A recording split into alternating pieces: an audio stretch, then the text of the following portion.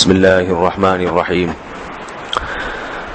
رسول اللہ صلی اللہ علیہ وسلم نے ارشاد فرمایا، ان من افضل ایامکم یوم الجمعہ فاکثروا علی الصلاۃ فیہ فاکثروا من الصلاۃ فیہ۔ فرمایا تمہارے دنوں میں سب سے بہترین دن جمعہ کا دن ہے، اس لیے اس دن مجھ پہ کثرت سے درود پڑھا کرو۔ فإن صلاتكم معروضة علی، اس لیے کہ تمہارا درود مجھ تک پہنچایا جاتا ہے۔ صحابی نے پوچھا، یا رسول اللہ کیف تعرض علیک صلاتنا وقد ارمت، ہمارا درود آپ تک کیسے پہنچایا جائے گا جبکہ آپ جب دنیا سے جائیں گے، قبر میں جسم آپ کا ختم ہو جائے گا، تو ہمارا درود آپ تک کیسے پہنچے گا؟ تو آپ صلی اللہ علیہ وسلم نے فرمایا، ان اللہ حرم علی الارض اجساد الانبیاء، اللہ تعالیٰ نے پیغمبروں کے جسموں پر زمین پر پیغمبروں کے جسموں کو حرام کر دیا۔ زمین کسی پیغمبر کے جسم کو کبھی ختم نہیں کرتی۔ تو یہ بھی امت کا اجماعی عقیدہ ہے کہ جتنے بھی انبیاء ہیں ان کے جسم بالکل سلامت رہتے ہیں۔ شہداء میں تو یہ بہت زیادہ مشاہدہ ہوتا ہے، بہت سارے شہداء کے جسم سلامت رہتے ہیں۔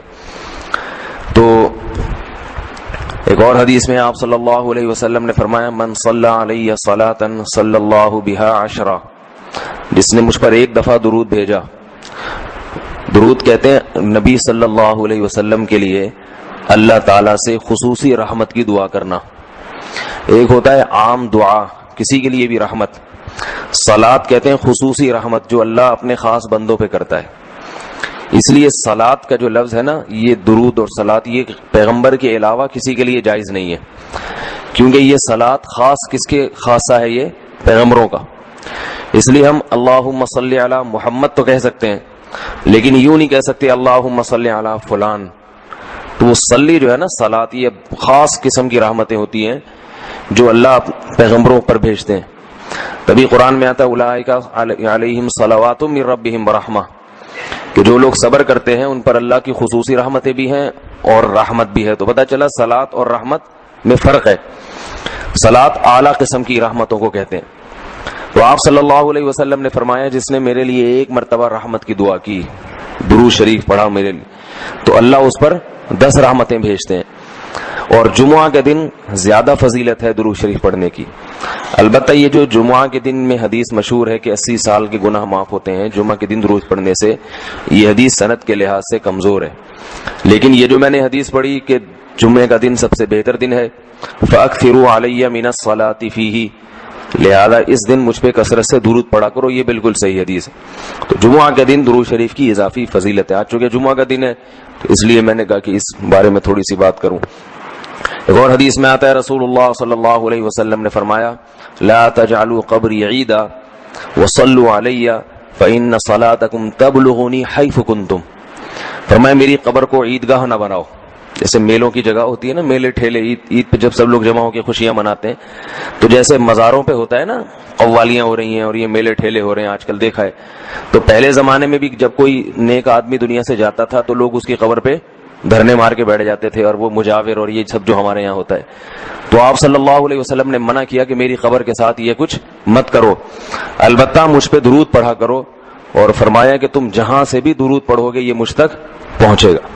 ایک اور حدیث میں رسول اللہ صلی اللہ علیہ وسلم نے فرمایا، ما من احد یسلم علی الا رد اللہ علی روحی فارد علیہ، کہ جب بھی کوئی مجھ پر سلام بھیجتا ہے اللہ میری روح کو میرے جسم میں لوٹاتے ہیں اور میں اس کے سلام کا جواب دیتا ہوں۔ اب یہ کیسے ہوتا ہے؟ چونکہ یہ برزخی زندگی میں ہے، لہذا اس کی کیفیات میں اور گہرائی میں جانے کی اجازت نہیں ہے۔ جیسے اللہ بہتر سمجھتے ہیں یہ ہوتا ہے، اس کی حقیقت کا ہمیں علم پوری طرح نہیں ہے، برزخی زندگی ہے۔ اور حدیث میں آتا ہے رسول اللہ صلی اللہ علیہ وسلم نے فرمایا کہ رغم انف رجل ذکرت عنده فلم يصلی علی، اس شخص کی ناک خاک آلودہ ہو جائے جس کے سامنے میرا نام لیا جائے، میرا تذکرہ ہو اور وہ مجھ پہ درود نہ پڑے۔ ایک اور حدیث میں آپ صلی اللہ علیہ وسلم نے فرمایا، البخیل من ذکرت عنده فلم يصلی علی، وہ شخص کنجوس ہے، بخیل ہے جس کے سامنے میرا نام آئے اور مجھ پہ درود نہ پڑے۔ یعنی اتنی بڑی شخصیت اور اتنے بڑے محسن اعظم کا تذکرہ آ رہا ہے اور اس کی زبان سے دعا بھی نہیں نکلتی، تو اس سے بڑا کنجوس دنیا میں کون ہو سکتا ہے؟ ایک اور حدیث میں آپ صلی اللہ علیہ وسلم نے ایک شخص کو دعا مانگتے ہوئے دیکھا جس نے درود شریف پڑھے بغیر دعا شروع کر دی، تو آپ صلی اللہ علیہ وسلم نے فرمایا اس نے دعا میں جلدی کی ہے۔ پھر فرمایا تم میں سے جب کسی شخص کو دعا مانگنی ہو تو پہلے اللہ کی حمد و ثنا پڑھے، پھر مجھ پر درود بھیجے۔ قرآن مجید میں بھی اللہ نے حکم دیا ان اللہ و ملائکتہ یصلون علی النبی، کہ اللہ اور اس کے فرشتے، اللہ بھی رحمت بھیجتے ہیں اور فرشتے بھی رحمت کی دعا کرتے ہیں۔ یا ایھا الذین آمنوا صلوا علیہ وسلموا تسلیما، اے ایمان والو تم بھی محمد صلی اللہ علیہ وسلم پر درود بھیجا کرو اور سلام بھیجا کرو۔ درود اور سلام میں فرق یہ ہے کہ درود اللہ کی رحمت، اور سلامت کہتے ہیں کہ ہر برائی سے، ہر مشکل سے، ہر مصیبت سے بچائیں۔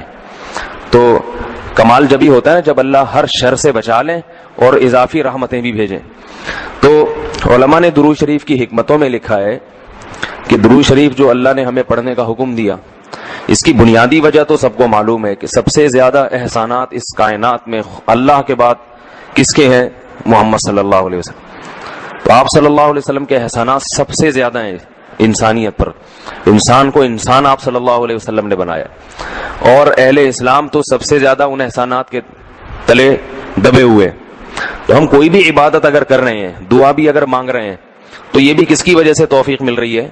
نبی صلی اللہ علیہ وسلم، کیونکہ آپ صلی اللہ علیہ وسلم نے ہی یہ ساری چیزیں سکھائی ہیں۔ تو ہر کام میں حکم یہ ہے کہ بھئی جس کا احسان ہے، جس کی وجہ سے تمہیں یہ رہنمائی ملی، تو پہلے اس کا بھی تو کچھ خیال کرو، اس کا بھی جو ہے نا اللہ سے اس کے لیے دعا مانگو تاکہ تمہاری طرف سے بھی کچھ شکر ہو۔ دوسری بات علماء نے لکھی ہے کہ اس میں حکمت یہ ہے کہ درود شریف پڑھنے سے توحید کا عقیدہ مضبوط ہوتا ہے۔ وہ توحید، درود شریف نبی سے دعا نہیں ہے بلکہ اللہ سے دعا ہے، کس کے لیے؟ نبی کے لیے۔ تو پتہ یہ چلا کہ نبی پر بھی اللہ کی رحمتیں ہوں گی، اور دعا کون مانگ رہا ہے؟ ہم مانگ رہے ہیں۔ تو اس میں نبی سے مانگنے کا دروازہ بند کر دیا کہ نبی سے مانگنے کا اسلام میں کوئی تصور نہیں ہے، بلکہ نبی کے لیے بھی اللہ سے مانگا جائے گا۔ تو جب نبی کے لیے بھی اللہ سے مانگنے کا حکم ہے تو اپنے لیے نبی سے کیسے مانگنے کا حکم ہو گیا؟ سمجھ میں آ رہی ہے بات کہ نہیں آ رہی؟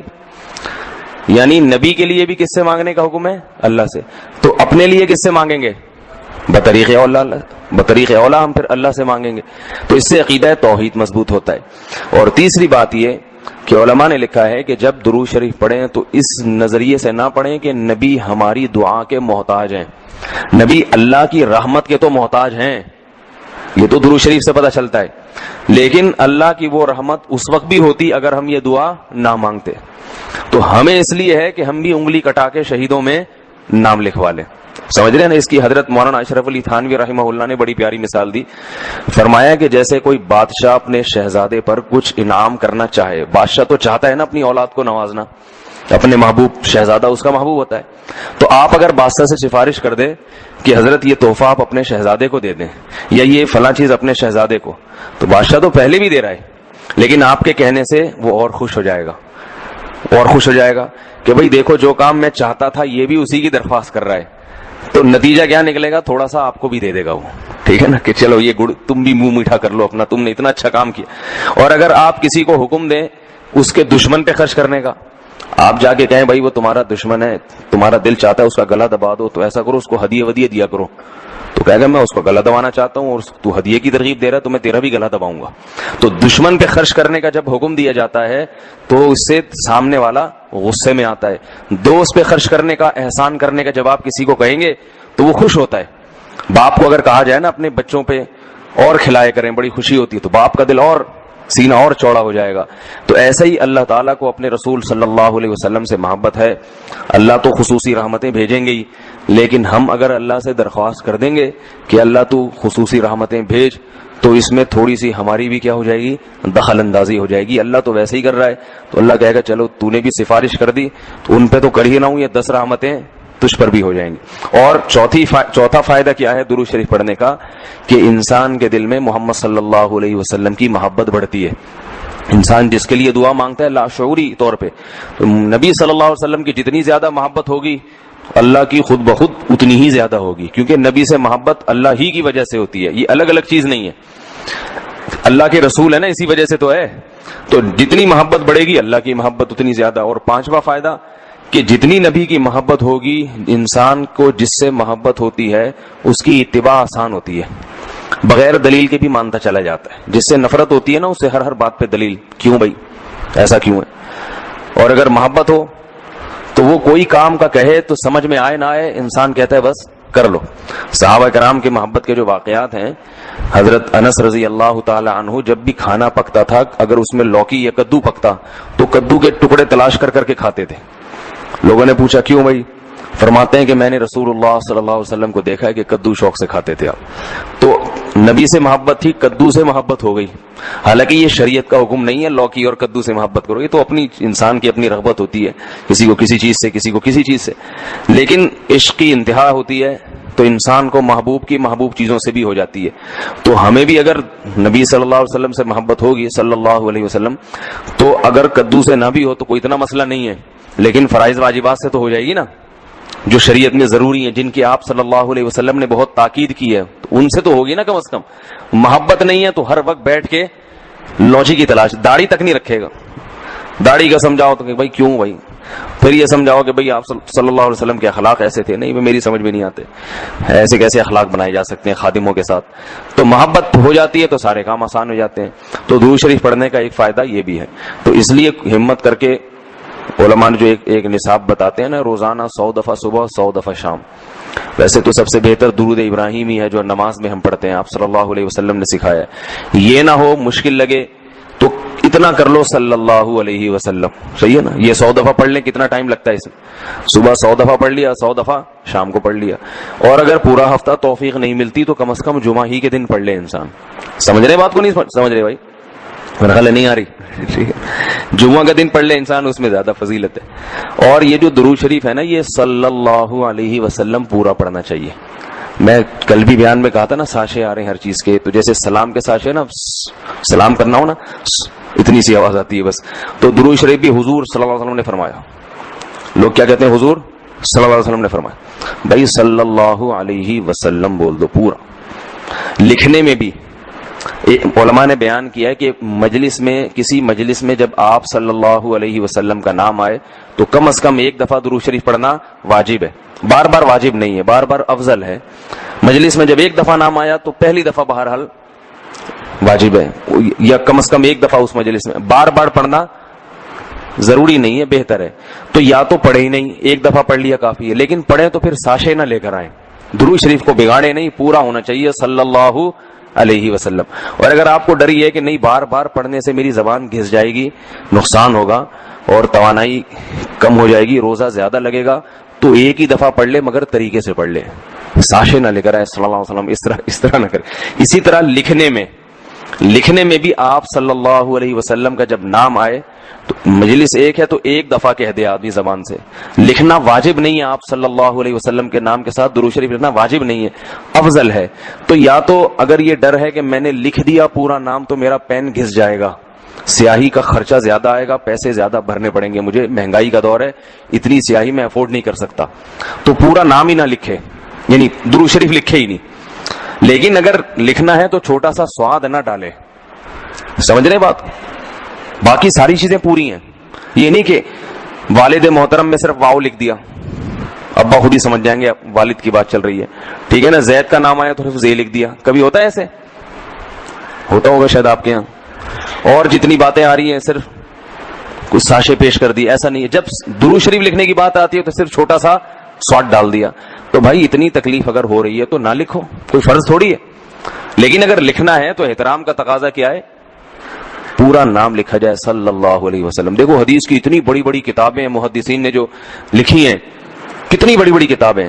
جب بھی آپ صلی اللہ علیہ وسلم کا نام آئے گا تو محدثین پورا درود شریف لکھتے ہیں صلی اللہ علیہ وسلم. کسی حدیث کی کتاب میں, امام بخاری کی ہو, امام مسلم کی ہو, یا ابن ماجہ ہو, یا صحیح ستہ کی جتنی کتابیں اس کے علاوہ بھی ہیں, جب درود ہوگا تو پورا صلی اللہ علیہ وسلم ہوتا ہے.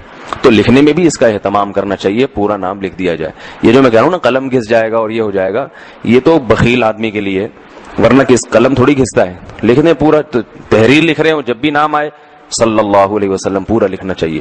اللہ تعالیٰ عمل کی توفیق عطا فرمائے. ایک چھوٹی سی آخر میں بات سن لیں کہ آپ صلی اللہ علیہ وسلم کا جو لقب ہے نا, لوگ مختلف ناموں سے پکارتے ہیں. کوئی کہتا ہے حضور اکرم صلی اللہ علیہ وسلم نے فرمایا، یہ بھی ٹھیک ہے، آپ سب سے اکرم ہیں.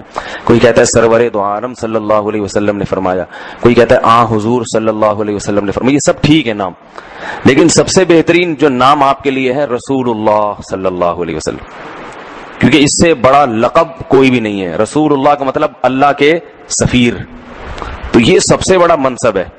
اس لیے عام استعمال میں جو صحابہ کا بھی طریقہ تھا، نبی اللہ، صحابہ کیا کہتے تھے؟ نبی اللہ یا رسول اللہ. تو محدثین بھی جو لفظ آپ کے لیے استعمال کرتے ہیں رسول اللہ صلی اللہ علیہ وسلم یا نبی اللہ، تو عام استعمال میں یہ زیادہ بہتر ہے. وہ بھی ٹھیک ہے، سرور کائنات، حضور اکرم، شفیع المسلمین، سب صحیح ہیں، لیکن ہوتا ہے نا جب بہت سارے آپشن ہو تو انسان سلیکٹ کرتا ہے سب سے بہترین کو. تو سب سے بہترین لفظ آپ کے لیے کیا ہے؟ رسول اللہ. یہ سب سے بہترین لقب. اللہ تعالیٰ سمجھنے کی عمل کی توفیق. کہ انسان جلد باز ہے، بے صبری کا مظاہرہ کرتا ہے، وہ چاہتا ہے میری ساری خواہشات ابھی پوری ہو جائیں. اسے پتہ بھی ہوتا ہے کہ یہ خواہش ایسی ہے، اس کے پورا کرنے میں فائدہ کم نقصان زیادہ ہے، لیکن پھر بھی پیچھے لگتا ہے اس کے. لیکن کچھ لوگ ایسے ہیں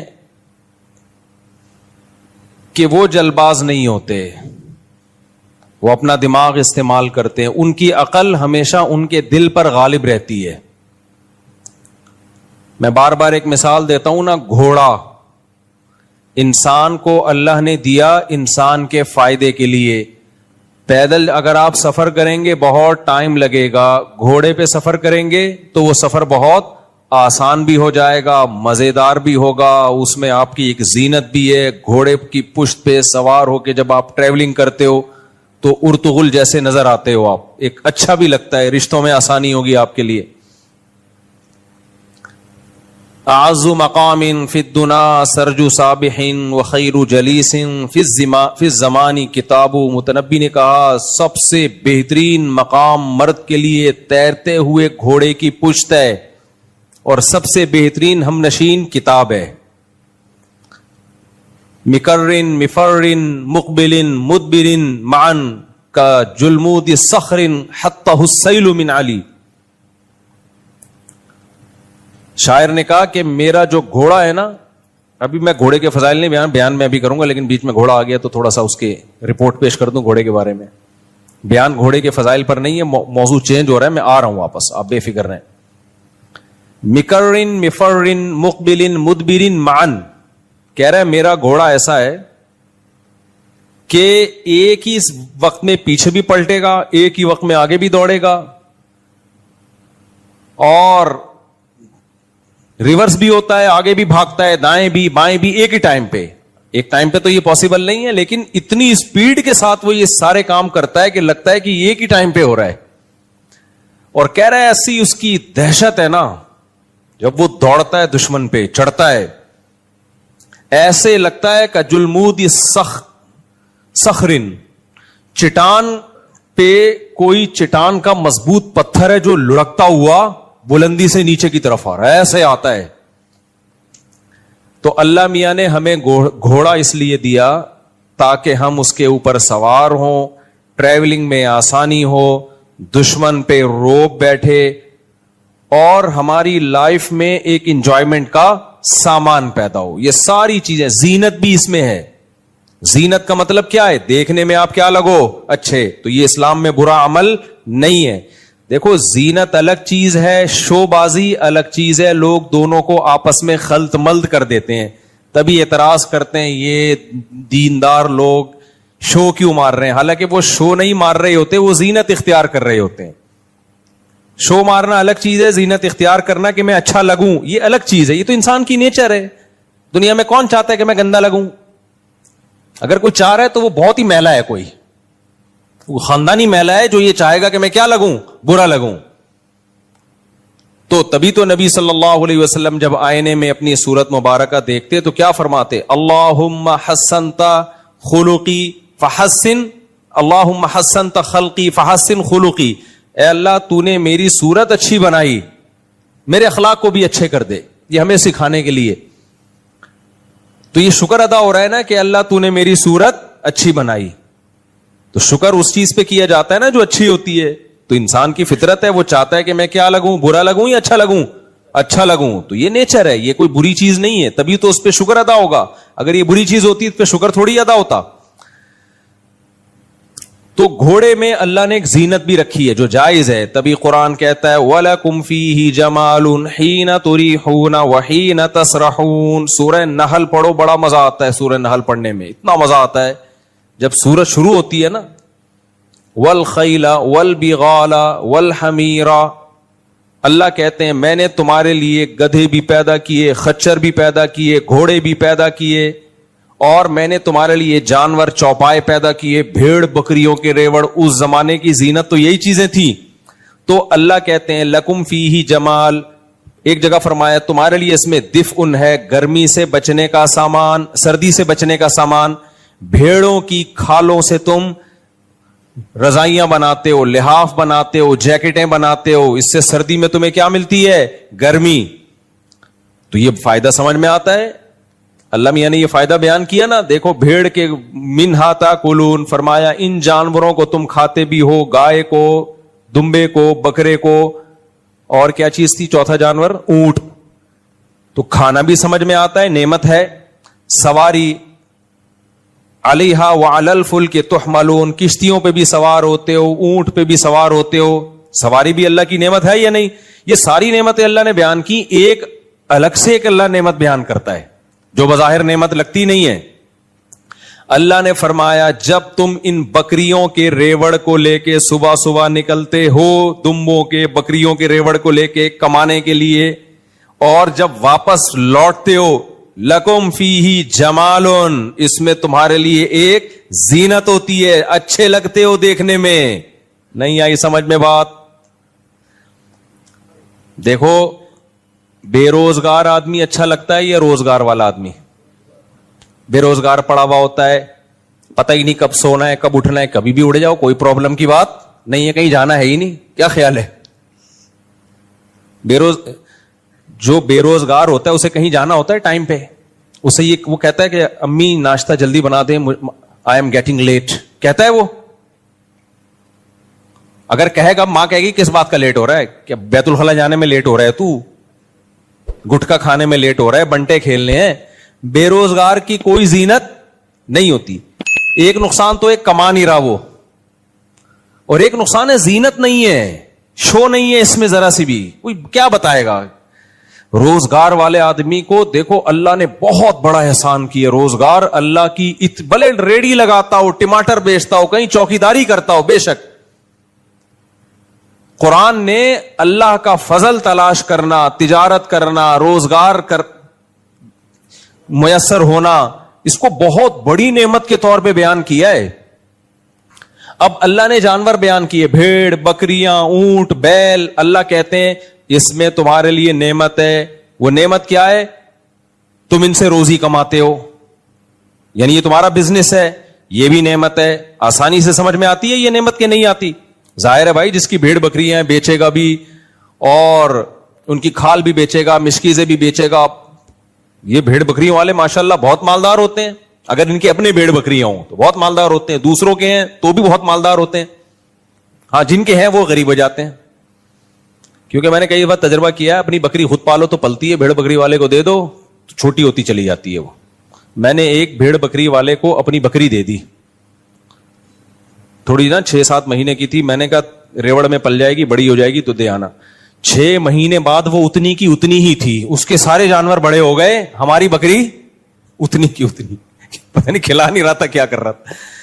تو یہ پاکستان میں ہے مسئلہ کہ آپ اپنی چیز کو پالتے ہو تو وہ فوکس کرتے ہو, دوسرے کا مال رکھو گے تو اس کو آپ ویلیو نہیں دیتے.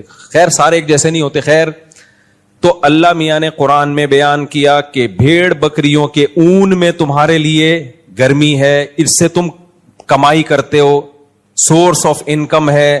سورس آف انکم سے کیا ہوتا ہے؟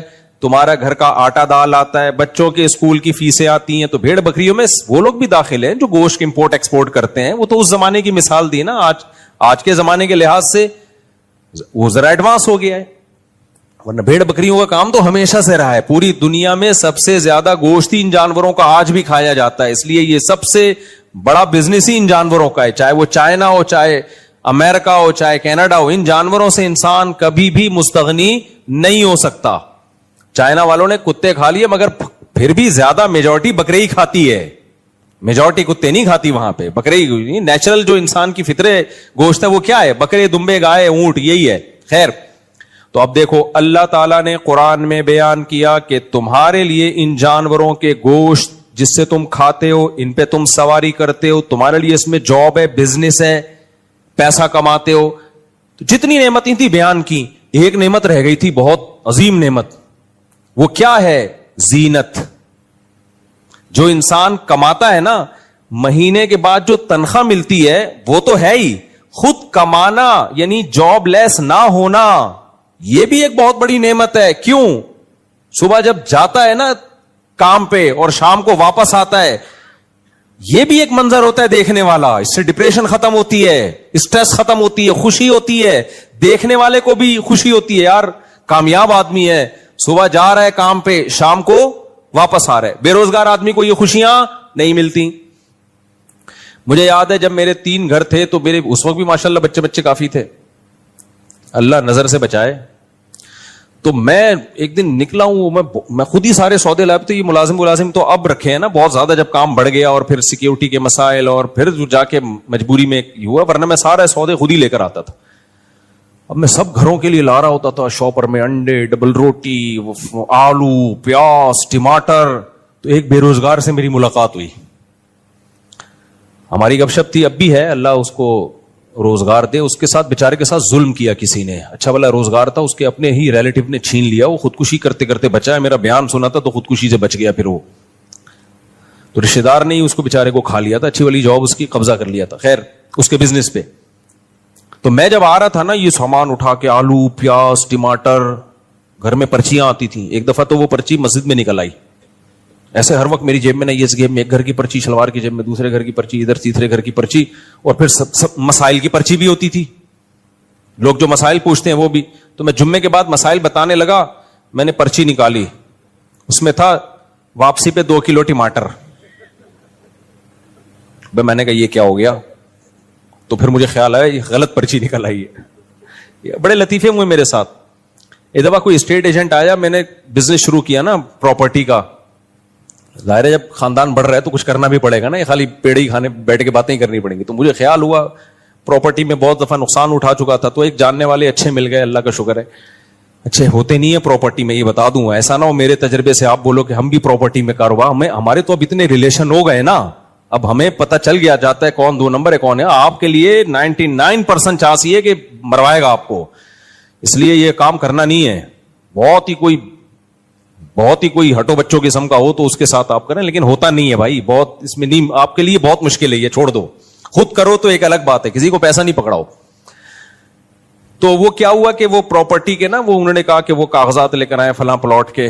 میں لے کر آیا, جب میں نے کھولا تو وہ آلو 4 کلو, پیاز اتنے کلو, وہ تینوں گھروں کے پوری فائل نکل آئی ٹماٹر پیاز کی. اب میں اس کو, وہ دیکھ رہا ہے, کہہ رہے یہ کیا ہے؟ میں نے کہا پلاٹ کے کاغذ ہے. اس نے کہا یہ پلاٹ کا کاغذ, آلو پیاز ٹماٹر. پھر میں نے کہا یار سوری, یہ میں غلطی سے غلط فائل اٹھا کے لے آیا ہوں. سمجھ رہے ہو کہ نہیں سمجھ رہے؟ خیر, تو جب میں وہ آلو پیاز ٹماٹر لا رہا تھا نا بائک پہ, ادھر آلو, ادھر پیاز, ادھر ٹماٹر, ادھر انڈے, تو وہ بیچارہ جو خودکشی کرتے ہوئے بچا, اللہ اس کو خوشیاں دے. میں رک گیا سلام کرنے کے لیے. اس نے کہا یہ کیا ہے؟ میں نے کہا یار یہ دیکھو یار, ہم کس ٹینشن میں ہیں یار, آلو پیاز ٹماٹر یہ ساری چیزیں مجھے لے جانی پڑتی ہیں, شادی کے بعد یہ ٹینشن ہے. کہتا ہے یار خدا کی قسم یہ ٹینشن اس ٹینشن سے اچھی ہے جس ٹینشن میں مبتلا ہوں. یہ بھی ایک زینت ہے, گھر کا سودا خرید رہے ہو, آلو پیاز ٹماٹر گھر میں لا رہے ہو, کیونکہ وہ اس نعمت سے محروم تھا, نعمت سے محروم تھا. کہہ رہے یار یہ اس کی جو خوشی ہے وہ میں سمجھتا ہوں. گھر ہو, بیوی بچے ہوں, اور آپ ان کے لیے کچھ لا رہے ہو, آلو پیاز ہی لا رہے ہو, ٹماٹر ہی لا رہے ہو. کہہ رہے یہ نعمت کا اس سے پوچھو جس کے پاس یہ نعمت نہیں ہے. مجھے واقعی احساس ہوا کہ یہ اتنی بڑی اللہ کی ہم پہ نعمتیں ہیں جن کا ہم کو احساس نہیں ہے. اور ہم دیکھتے ہیں بحریہ ٹاؤن کے پلاٹ, اس کے پاس اتنے پلاٹ ہیں, پھر بحریہ ٹاؤن اوپر جا رہا ہے, میں وہیں کا وہیں, کاش میں خرید لیتا, کاش میری قسمت میں ہوتا, میں خریدتا ایک کھوتا, کبھی تو سوار ہوتا کبھی میں سوار ہوتا. کھوتا سمجھتے ہو, گدھے کو بولتے ہیں. تو کاش میں یہ کر لیتا. او بھائی, اتنا بھی اگر توفیق مل رہی ہے نا شادی شدہ آدمی کو کہ گھر میں آٹا دال آ رہا ہے, راشن آ رہا ہے, آپ لا رہے ہو, تو اس کی قدر اس سے پوچھو جو یہ بھی نہیں کر سکتا, جو یہ بھی نہیں کر سکتا. تو میں بے روزگار کے وہ بتا رہا تھا آپ کو آداب بے روزگاری کے نا. بے روزگار آدمی جب صبح اٹھتا ہے تو اسے کہیں جانے کی دیر نہیں ہو رہی ہوتی. روزگار والے کو ٹینشن ہوتی ہے, بیگم یا اما جو کوارے ہیں وہ اما کہہ رہے ہوتے ہیں, اما ناشتہ جلدی دو, امی مما جلدی سے ناشتہ دو, مجھے کیا میں آئی ایم گیٹنگ, انگلش بھی شروع کر دیتا ہے جیسی اس کی جاب لگتی ہے نا, آئی ایم گیٹنگ لیٹ, میں مجھے دیر ہو رہی ہے, پھر شام کو پہنچنا ہے. تو اس میں ایک زینت ہوتی ہے.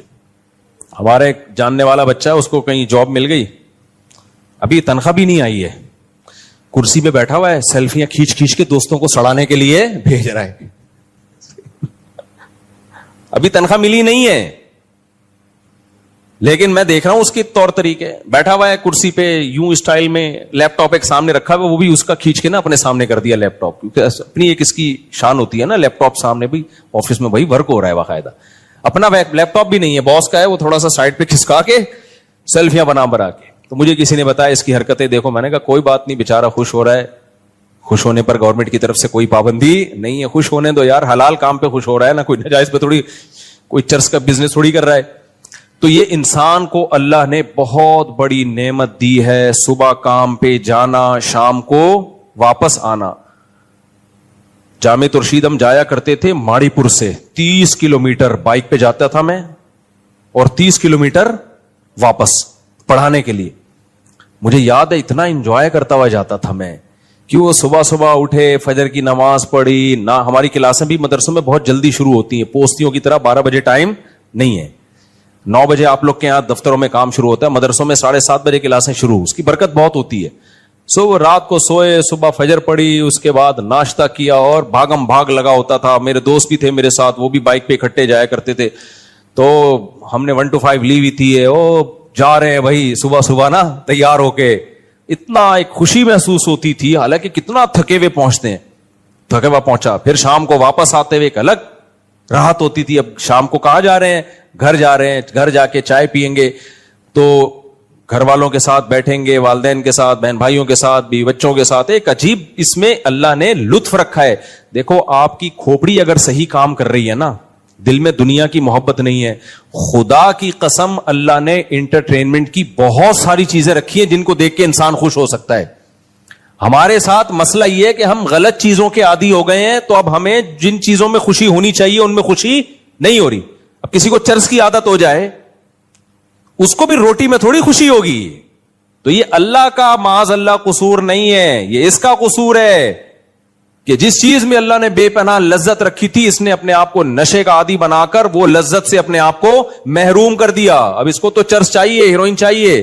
اسی طرح یاد رکھو اللہ نے حلال میں بہت لذت رکھی ہے, لیکن جس کمبخت کو گناہ کی, حرام کی عادت پڑ جائے, بد نظری کی, فحش فلموں کی, زنا کی, ان چیزوں کی عادت پڑ جائے, پھر اس کے لیے نیچرل لائف میں دلچسپی ختم. ورنہ جو زنا سے بچتا ہے اس کو بیوی بچوں میں ہی اللہ نے بہت اس میں محبت رکھی ہے, بیوی بچوں سے ہی بہت مطمئن ہوتا ہے جب وہ گھر پہ آتا ہے. لیکن جو حرام خوری کی عادت پڑ جائے, گرل فرینڈ کی عادت پڑ جائے, اس کے لیے گھر کی نعمت نہیں, اس کو گھر کا باہر پسند ہے. وہ کہے گا کہیں نالے میں سو جاؤں, گھر میں نہ ہوں. یہ جو حرام کاریاں ہے نا, اس کا دنیا میں عذاب ملتا ہے کہ اللہ اس سے خوشیاں چھین لیتے ہیں. تبھی تو ڈپریشن میں جاتے ہیں. اتنا کچھ ہو کے, دولت مندوں کو دیکھو آپ, سب کچھ ہو کے بھی کمبختوں کے پاس, جو دیندار نہیں ہے ان کی بات کر رہا ہوں, سب کچھ ہو کے بھی کمبختوں کے پاس سکون نہیں ہے. تو خیر, تو میں یہ عرض کر رہا تھا میرے بھائی کہ اللہ نے قرآن مجید میں جانوروں کی نعمتوں کو بیان کیا, گوشت کھاتے ہو, ان پہ سوار ہوتے ہو, ساری نعمتیں. لیکن اللہ نے ایک ایسی نعمت کو بیان کیا جس کو عام طور پہ نعمت سمجھا نہیں جاتا. وہ نعمت کیا ہے؟ اللہ فرماتے ہیں وَلَكُمْ فِيهِ جَمَالٌ حِينَ تُرِيحُونَ وَحِينَ تَسْرَحُونَ. تمہارے لیے ایک زینت ہوتی ہے, ایک شو ہوتی ہے, ایک جمال ہوتا ہے, اچھے لگتے ہو تم جب اس ریوڑ کو لے کے صبح گھر سے نکلتے ہو اور شام کو تھکے ہارے واپس لوٹتے ہو. اس میں ایک زینت ہے تمہارے لیے, ایک لذت ہے, ایک مزہ ہے. تو کیا ریوڑ والوں سے آپ پوچھیں, وہ بتائیں گے یار ہم جب صبح صبح نکلتے ہیں فریش ہوتے ہیں. کر کیا رہے ہیں؟ بکریوں کو ہانک کے لے جا رہے ہیں. لیکن قرآن ان کے دل کی عکاسی کر رہا ہے, اس کے دل میں ایک سرور ہو رہا ہے اس کو, اور تھکا ہارا شام کو واپس. اس کی اصل میں ایک ٹائمنگ ہوتی ہے. جس جاب کی ٹائمنگ نہ ہو نا, یہ جس کام کی ٹائمنگ نہ ہو, وہ پھر سکون نہیں دیتی انسان. پتہ ہی نہیں باس کب بلا لے. ٹائمنگ سے جو کام ہوتے ہیں نا اس میں ایک زینت ہوتی ہے. تو بکریوں کا ریوڑ جو چراتے ہیں نا ان کی ٹائمنگ ہوتی ہے. ان کو پتا ہے رات کو بکریاں نہیں چریں گی, صبح صبح لے کے نکلنا پڑے گا. اگر 11 بجے لے کے نکلے تو بکری کا پیٹ کمر سے چپک جائے گا. صحیح ہے نا, اس کو صبح بھوک لگ رہی ہوتی ہے, صبح کا ٹائم ہے. اور شام کو کیا کرنا ہے؟ اندھیرا ہونے سے پہلے پہلے واپس لوٹنا ہے. تو قرآن نے تو ریوڑ کی ایک مثال دی جو اس زمانے میں آسانی سے سمجھ میں آتی, ورنہ ہر جاب ہر ملازمت میں یہی زینت ہے. جب آپ صبح تیار ہو کے آفس جا رہے ہیں, ڈیوٹی پہ جا رہے ہیں, شام کو گھر آ رہے ہیں, اس میں اللہ نے ایک سکون رکھا ہے, اللہ نے اس میں ایک سرور رکھا ہے.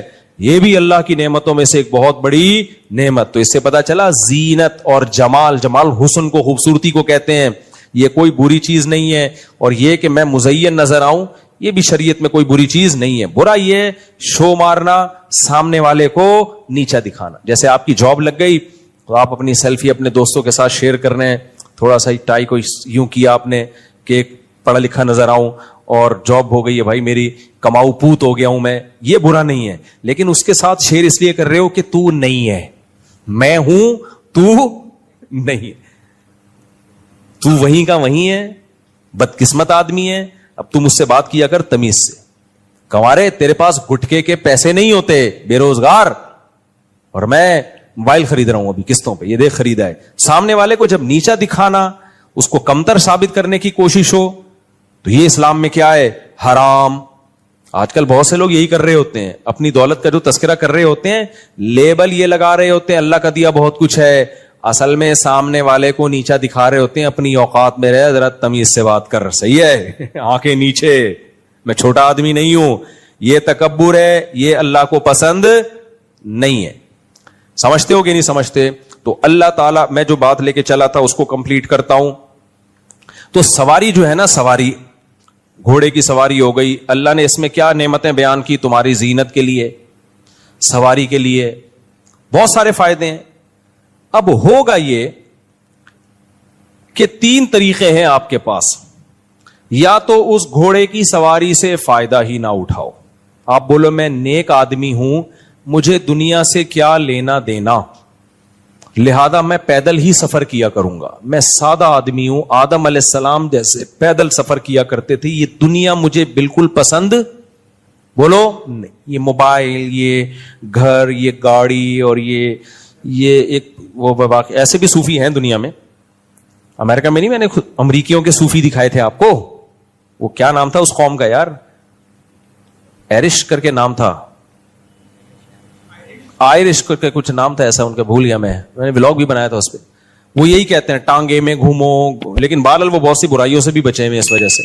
عیسائیت میں وہ بہت ہی ایکسٹریم قسم کے مذہبی لوگ ہیں, موبائل سے اور ہر چیز سے دور ہیں. تو ان میں کچھ خوبیاں بھی ہیں اس کی وجہ سے. تو ایک طبقہ وہ ہے میرے بھائی جو کہتا ہے کہ یہ سب دنیا داری ہے. مولانا طارق جمیل صاحب نے سر پہ بال کیوں لگائے؟ اب وہ تو ان کا مسئلہ ہے, لگائے نہیں لگائے, میں تو شرعی مسئلہ بیان کر رہا ہوں. بھائی اگر آپ کے لیے زینت اختیار کرنا جائز ہے, آپ کو لگتا ہے کہ یہ جو سر پہ جو صورت حال ہے یہ خطرناک حد تک ڈینجرس ہو چکی ہے. دیکھو کچھ لوگوں کے ہوتی ہے ڈینجرس, لیکن بہت زیادہ ڈینجرس نہیں ہوتی. میں نے جو سر پہ بال اگائے ہیں نا, میرے بھی یہاں بال اگائے ہیں, تو وہ کیوں اگائے ہیں؟ میں جب بھی شیشے میں اپنے آپ کو دیکھتا تھا سامنے سے, کبھی یوں کر کے دیکھنے کا مجھے موقع نہیں ملا, کیونکہ یوں دیکھ بھی نہیں سکتے, ہم دیکھیں گے تو ہم نیچے دیکھیں گے نا. ہوا یہ کہ میں نے ایک دفعہ سمندر میں چھلانگ لگائی پہاڑی سے, تو اس میں ویڈیو بنائی کسی نے اوپر سے. تو جب وہ یوٹیوب پہ آیا نا تو مجھے اوپر کا ایریا دیکھنے کا موقع ملا پہلی دفعہ, اتنا کلیئر. تو مجھے لگا یار حالات تھوڑے خطرناک نہیں ہیں, بہت زیادہ خطرناک. پہلے لوگ مجھے کہتے تھے آپ کے سر کے بال غائب ہو رہے ہیں, تھوڑے خطرناک نہیں, بہت بہت زیادہ ڈینجرس ہو چکے ہیں حالات. پھر مجھے فکر ہوئی کہ یار اس کا کچھ کرنا چاہیے. کوئی بال لگوا رہا ہے بھائی, اس کا پرسنل معاملہ ہے. ہاں, ناجائز کام کرنے کی شرعن اجازت نہیں ہے, کسی اور کے بال آپ نہیں لگا سکتے, یہ حرام ہے شریعت میں, خوب سمجھ لو. نبی صلی اللہ علیہ وسلم نے اس عمل سے منع کیا ہے. تو زینت اختیار کرنا, اب کچھ لوگ تو ایسے ہیں جو ایوائڈ کریں گے, ظاہر ہے ہم ان لوگوں میں سے نہیں ہے کہ گھوڑا استعمال ہی نہیں کرنا, گدھا استعمال ہی نہیں کرنا, گاڑی استعمال ہی نہیں کرنی, جہازوں میں سفر کرنا ہی نہیں ہے. کچھ لوگ ایسے ہیں جنہوں نے بجائے اس کے کہ گھوڑا استعمال کرتے, گھوڑے کے اوپر سوار ہوتے, گھوڑے کو اپنے اوپر سوار کر لیا ہے. یہ وہ لوگ ہیں جن کا سورہ معارج کی ان آیتوں میں ذکر ہے. گھوڑے پہ سوار ہونے کے بجائے انہوں نے کیا کیا, گھوڑا اپنے اوپر سوار کر لیا. گھوڑے کی لگام ان کے ہاتھ میں ہوتی, اس کے بجائے اپنی لگام کس کے ہاتھ میں پکڑا دی, گھوڑے کے ہاتھ میں. اب میں اس کو مثال سے سمجھاتا ہوں, کیا کہنا چاہ رہا ہوں میں. یہ ایک سائن ہے, علامت ہے, گھوڑا جو میں دے رہا ہوں مثال کے طور پر. اللہ نے ہر شخص کے دل میں خواہشات رکھی ہیں, جذبات رکھے ہیں, چیزوں کی طرف اٹریکشن رکھی ہے. اگر یہ اٹریکشن نہ ہوتی تو اس دنیا میں یہ رنگینیاں نہ ہوتی, کمپنیاں بند ہوتی, انسان ترقی نہیں کرتا, نہ شادی ہوتی, نہ بچے ہوتے, نہ محبتیں ہوتی, نہ کمائی ہوتی, نہ فیکٹریاں, نہ کڑائی والے کرتے ہوتے, نہ پگڑیوں کے سٹائل ہوتے, نہ ٹائیوں کے سٹائل ہوتے, نہ کرسیوں پہ سیلفیاں ہوتی. دنیا کیا ہوتی, قبرستان جیسی بے آباد. تو اللہ نے انسان کے دل میں خواہشات کے گھوڑے رکھے ہیں تاکہ یہ مختلف چیزوں میں ایک دوسرے سے آگے بڑھنے کی کوشش کرے. لیکن اللہ نے کہا کہ اپنی یہ گھوڑا ہے نا, اسپیڈ سے آپ کا سفر کرا دے گا. اگر خواہشات نہیں ہوں گی نا, اسپیڈ سے آپ کا سفر نہیں ہوگا. دیکھو انسان میں خواہشات نہ ہوتی, ابھی ترقی کتنی ہوتی نہیں, وہیں پڑے ہوئے ہوتے. جو پڑا ہوا ہوتا کہتا ہے کھانے کو مل جائے ٹھیک ہے, نہیں تو بھوکے مر جائیں گے, کوئی ایسا مسئلہ نہیں ہے. زندہ رہنے کی خواہش ہوتی ہے, محنت کرتا ہے. جب بے روزگاری کے تانے سنتا ہے گھر میں, بےزتی میں محسوس ہوتی ہے. ویسے تو بے روزگاروں کو چند دنوں تک محسوس ہوتی ہے, اس کے بعد ان کو محسوس نہیں ہوتی. جو میرا مشاہدہ ہے نا, تھوڑے دن تک محسوس ہوتی ہے, ورنہ جو نالائق بچہ گھر میں نکل آیا نا, وہ کچھ بھی اس کو کم وقت کو محسوس نہیں ہوگا.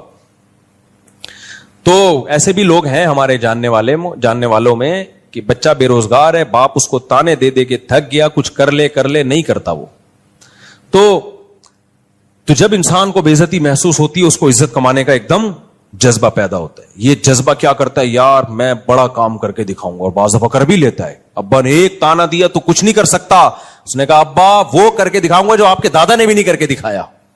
دل پہ لے گیا نا ایک دم, اور پھر ایسے کارنامے سر انجام دیتے ہیں. مجھے یاد ہے کہ وہ ہمارے سامنے ایک واقعہ آیا. ایک لڑکا تھا, بہت کھاتا تھا, کھا کے نا گول گپا بن گیا. اتنا کھاتا تھا, منہ پہ اس کے کنٹرول ہی نہیں تھا. اب شوگر کا بھی خطرہ ہو گیا اس کو, نظر کا اتنا موٹا چشمہ لگ گیا, اور بہت سارے مسائل اس کے ساتھ. MBA کیا ہوا تھا اس نے, تو کسی کمپنی میں مینجمنٹ کی جاب مل گئی اس کو. ابا کو آ کے خوشی بتایا, ابو میں مینیجر بن گیا, اب اتنے لوگ میرے کنٹرول میں ہوں گے. ابا نے کہا کم بخت, اتنا سا منہ تیرے کنٹرول میں نہیں ہے تو اتنے لوگوں کو تو کہاں سے کنٹرول میں لے کر آئے گا. یہ بات ایک دم وہ کہاں لے گیا, دل پہ.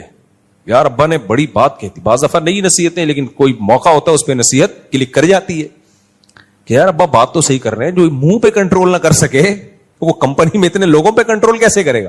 دل پہ لے گیا وہ.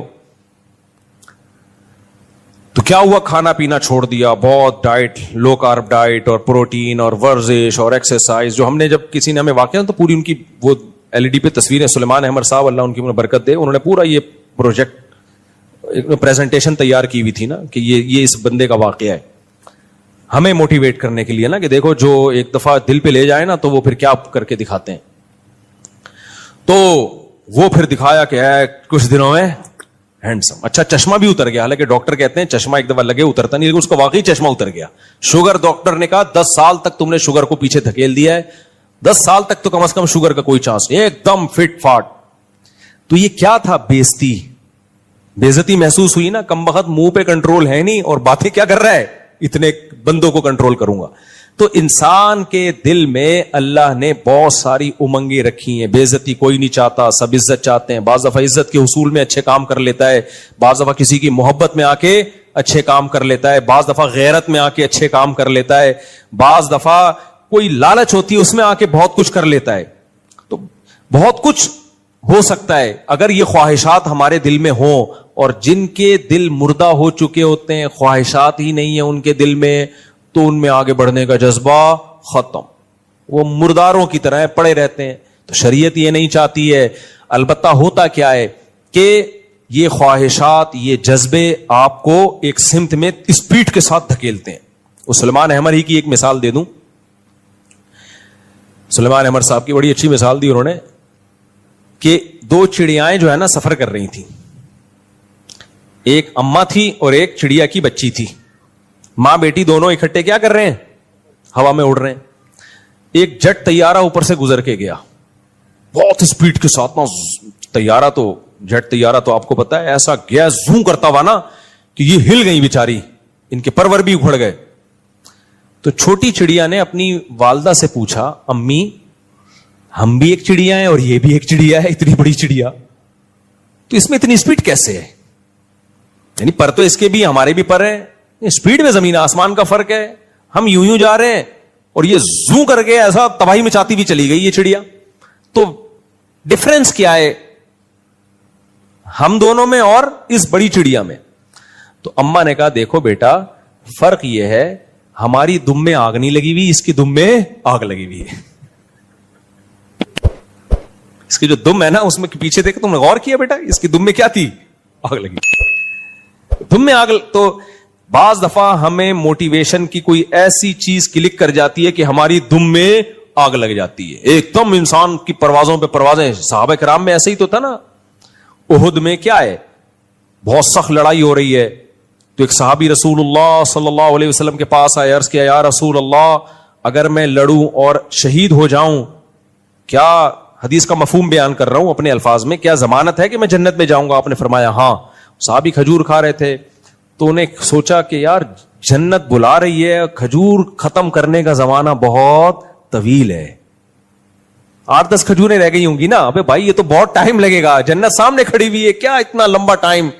ایسی موٹیویشن ملی ہے نا نبی صلی اللہ علیہ وسلم کی باتوں کا, تو ان کو یقین تھا بھائی نبی نے میرے بارے میں کہہ دیا لڑکے شہید ہو گیا جنت, کھجوروں کا تھیلا پھینک دیا. نہیں بھائی اب جانا ہے, لڑنا ہے, لڑے اور اتنا لڑے کہ شہید ہو گئے. تو بعض دفعہ ایسی موٹیویشن انسان کو ملتی ہے, اس کی پروازیں جیٹ طیارے کی طرح تیز ہو جاتی ہیں. تو یہ سب امنگیں اور جذبے جبھی ہیں جب انسان میں خواہشات کا ایک تلاطم ہو, ایک سمندر ہو, موجیں ہوں. اگر یہ خواہشات ہی ختم ہو گئی تو ساری زندگی کی رونقیں انسان کی ختم. لیکن اب ہوتا کیا ہے, قرآن کیا کہتا ہے, اسلام نے کیا کیا ہے؟ اسلام نے کہا کہ گھوڑا ہم نے تمہیں دیا ہے اس پہ سوار ہونے کے لیے اور اس کی لگام اپنے ہاتھ میں رکھنے کے لیے, اور اس کو گھوڑے کو میسج تم دو گے اپنی عقل سے سوچ کے کہ کس سمت میں جانا ہے اور کس سمت میں نہیں جانا. نہیں آئی بات؟ اب آپ نے کیا کیا, گھوڑے پہ بیٹھے, اگلا پوچھ رہا ہے یار تم پیدل کیوں نہیں جا رہے؟ آپ نے کہا میں اس لیے پیدل نہیں جا رہا کہ گھوڑا گھنٹوں کا سفر منٹوں میں طے کرا دے گا, اس پہ جب بیٹھوں گا تو ایسے جیسے میری دم میں آگ لگ گئی. دم میں الگ سے مجھے آگ لگانے کی ضرورت نہیں. گھوڑے کی دم میں ویسے ہی آگ لگی ہوئی ہوتی ہے, ذرا سا وہ ایڑ لگاؤ نا تو ایک دم اسپیڈ مارتا ہے, تو مجھے اپنی دم میں آگ لگانے کی ضرورت اب نہیں ہے.